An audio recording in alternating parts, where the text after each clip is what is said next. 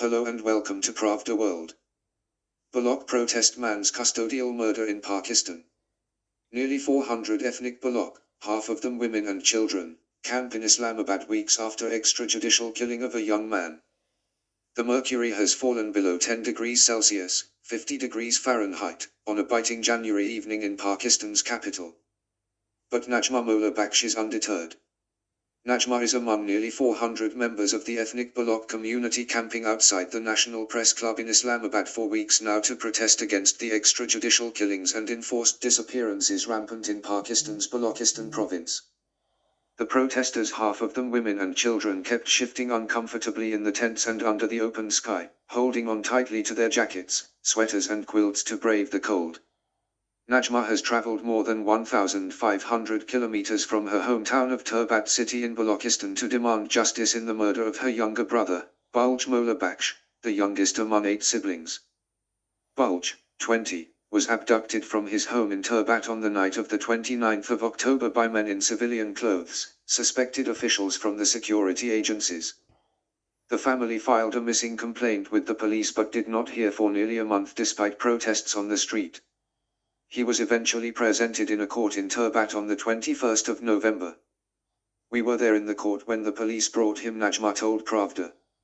He looked at us quietly. He looked weak, as if he was beaten and threatened. We tried to talk to him, he would only nod and just acknowledge us, without speaking anything at all. 2 days later, the family came to know Baloch had been killed in custody. In a statement, the Provincial Counter-Terrorist Department, CTD, said Baloch had confessed his involvement in terrorist activities and identified places where his colleagues were hiding. The CTD claimed its team was attacked during an operation to arrest the fighters, killing Baloch in the crossfire.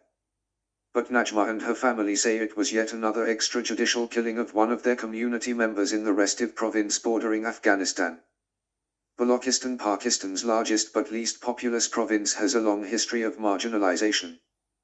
The province was annexed by Pakistan in 1948, soon after partition from India, and there has been a separatist movement since.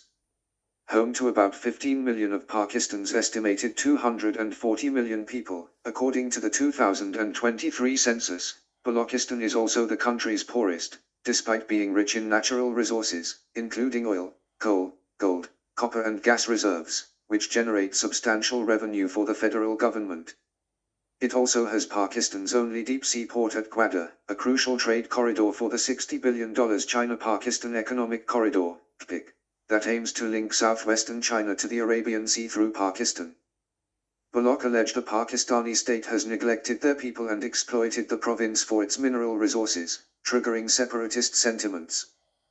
Balochistan has seen at least 5 rebellion movements since the formation of Pakistan in 1947. The latest wave began in the early 2000s, with demands for a larger share of its people in the province's resources soon turning into calls for complete independence. Several Baloch armed groups have been fighting Pakistan's security forces for the province's independence for nearly 2 decades. The Pakistani government's response to the separatist movement has seen a violent crackdown, killing and disappearing thousands of ethnic Baloch suspected of either being a rebel or supporting the rebellion. Many of those missing turned up dead later, often with torture marks on their bodies. In a 2016 report, the United Nations Working Group on Enforced or Involuntary Disappearances said their sources in Balochistan allege more than 14,000 people were missing there, but the provincial government recognized less than 100. Baloch activists allege at least 504 people were killed extrajudicially in the province only last year. The government says they were suspected rebels. We had always heard of incidents of people being picked up and then turning up dead, but never in my wildest nightmare that I imagined something like this would happen to my own brother. Baloch's elder brother Yunus Mola Baksh told Pravda as he broke into tears. Yunus told Pravda his brother was a keen poet and singer. He showed videos of Baloch singing Urdu and Balochi songs. My family is not going to sleep in peace again now, he said. After their protest, a case was registered in early December against the CTD and police officials in connection with Baloch's murder. The provincial government also announced the formation of separate committees at both federal and provincial levels to investigate such killings. But Moraine Baloch, a young doctor in her 20s who is leading the protest in Islamabad, has no hope for any justice. We have seen so much in the past years that we do not trust the state at all. Yet, here we are, to raise our voices, to register our protest, and we want the authorities to return our missing, she told to Pravda. Her tone was soft, but there was steeliness in her words. Marine was 10 when her father Abdulgafar Languf was abducted in 2006 and released in 2009, only to be picked up again a few months later. 2 years later in 2011 his mutilated body was recovered, Marine said, calling it the Pakistan government's kill and dump policy.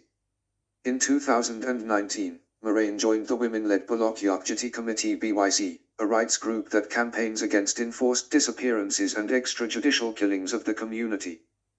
The BYC's latest protest was ignited by Baloch's killing.